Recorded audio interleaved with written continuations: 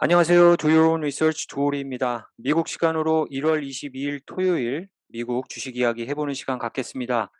2022년 들어오자마자 여러분들께 안 좋은 방송으로 시작을 했는데요.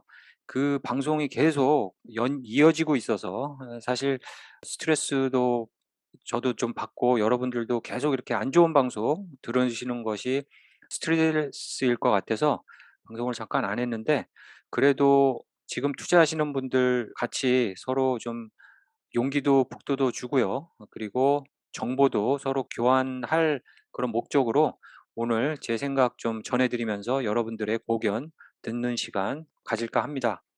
제가 마지막 방송에서 이번 주에 있을 FOMC 미팅 25일, 26일 이틀간 있고요. 26일 이제 발표를 하게 되겠죠. 요것을 전후해서 주식시장이 상당히 그 전에 좀 하락할 가능성이 높다고 말씀을 드렸고요. 그리고 파웰 의장이 어떤 발표를 하냐에 따라서 주식이 반등을 할 수도 있고 더 흘러내릴 수 있다. 그래서 요때 그리고 이제 앞으로 또 있을 3월 달 FOMC 미팅, 두 FOMC 미팅을 주목하라고 말씀을 드렸는데요.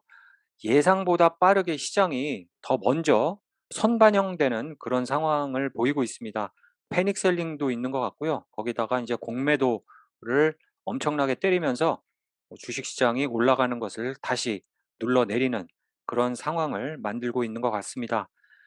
2022년 첫 방송도 리세션 온다라는 그런 좀 안 좋은 소식을 전해드리면서 상당히 좀 스트레스를 받으면서 시작한 그런 한 해였는데, 테슬라의 일론 머스크는 2022년 봄, 여름 아니면 늦어도 2023년에는 리세션이 올 것이다라고 하는 트위터를 남겼다고 말씀드렸죠. 근데 그것보다 오히려 더 빠르게 지금 올 수도 있는 것 같은 그런 분위기입니다. 급락 속도가 상당하고요. 지금 콜렉션 테리토리에 진입을 한 속도가 벌써 한 2주 만에 그렇게 급락을 하고 있고, 그리고 리세션 테리토리까지 얼마 남지 않은 상황에서 주식시장이 이번 주 있을 FOMC 미팅의 발표에 촉각을 곤두세우고 있는 상황입니다. 지수를 좀 한번 알아보겠습니다. 나스닥 지수가 지금 아주 크게 흔들리고 있습니다. 사실 이 나스닥 지수가 이렇게 상승하게 된 원인은요, 이 빅테크, 메가캡 텍 주식들 때문에 이렇게 크게 상승을 한 것이고요. 나머지 한 60%가 넘는 미드캡에서 스몰캡 그쪽의 텍주들은 2021년부터 사실 조정이 시작이 됐었어요. 그래서 지금은 거의 한 60-70%가 조정을 받은 그런 주식들이 나스닥 종목 중에서 50%가 넘는다고 하니까요. 이 조정은 사실 지금 올해 시작된 것은 아닙니다. 올해 시작된 것이 사실은 빅텍 쪽이 조정을 덜 받는다라고 많이 생각을 해서 리밸런싱을 한, 그것마저도 지금 흔들리고 있는 상황에서 이렇게 조정이 가파르게 진행이 되고 있는데요.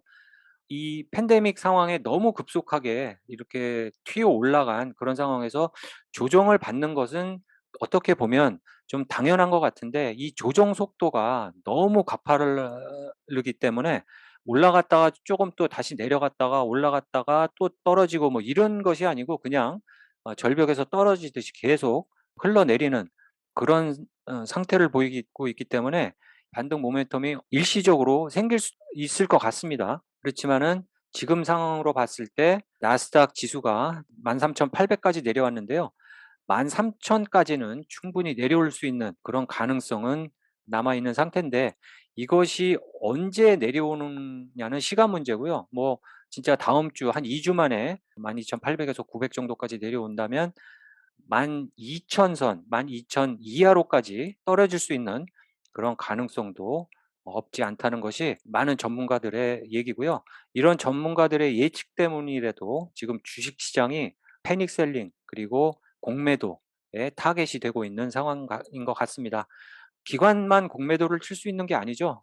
개인 투자자들도 풀옵션에 상당히 많이 베팅을 하고 있는 상황 같고요.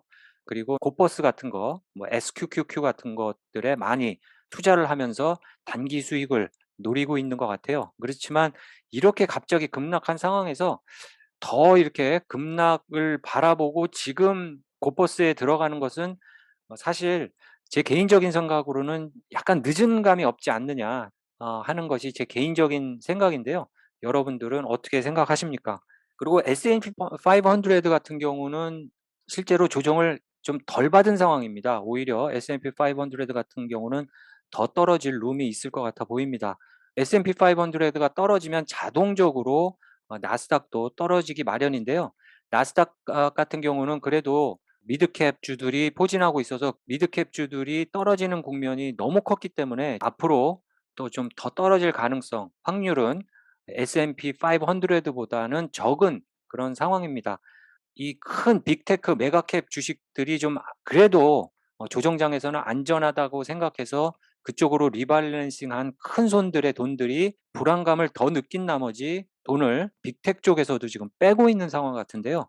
그러면서 이제 헤지 펀드들은 공매도를 때리고요. 쇼링을 하고 개인 투자자들도 거기에 따라서 지금 쇼링을 계속 하고 있는 상황 같습니다.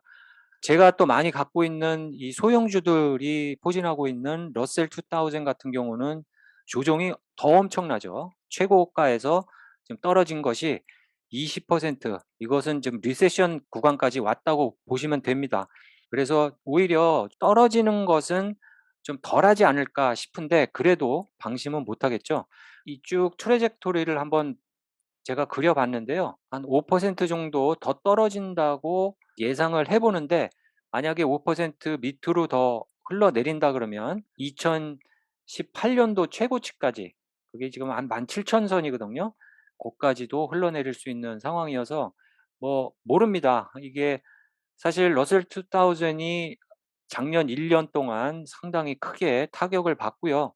어차피 이렇게 크게 올라갔기 때문에 매도 빨리 맞는 게 좋다고, 이 조정이 상당히 건강한 조정일 수도 있어요. 이게 뭐 계속 올라간다 그러면 나중엔 조정이 더 커질 수도 있는데 그래도 이만큼 내려왔다는 얘기는 어느 정도 거의 다 빠졌다라고도 볼 수 있는 그런 상황 같습니다, 제 생각에는요.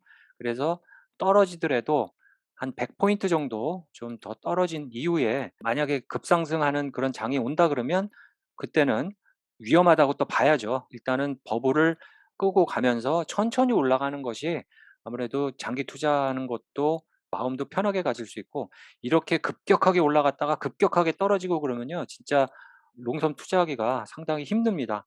그렇기 때문에 어느 정도 천천히 회복하는 그런 건강한 장을 다시 찾는 그런 계기가 됐으면 좋겠습니다.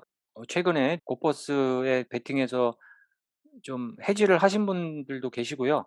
풋옵션으로 좀 재미를 보신 분들도 꽤 계신데 지금 들어가는 것은 좀 제 개인적인 생각으로는, 지금 뭐 많은 매스컴에서도 "더 떨어진다." 뭐 "20%더 폭락한다." 뭐 "50% 조정장 온다."라는 그런 삭막한 소식들이 뉴스를 뒤덮고 있기는 하지만 이 상황이 급락하는 곡선이 어느 정도 좀 완만하게 진행이 되지 않을까, 그렇게 개인적으로 예상을 해 봅니다.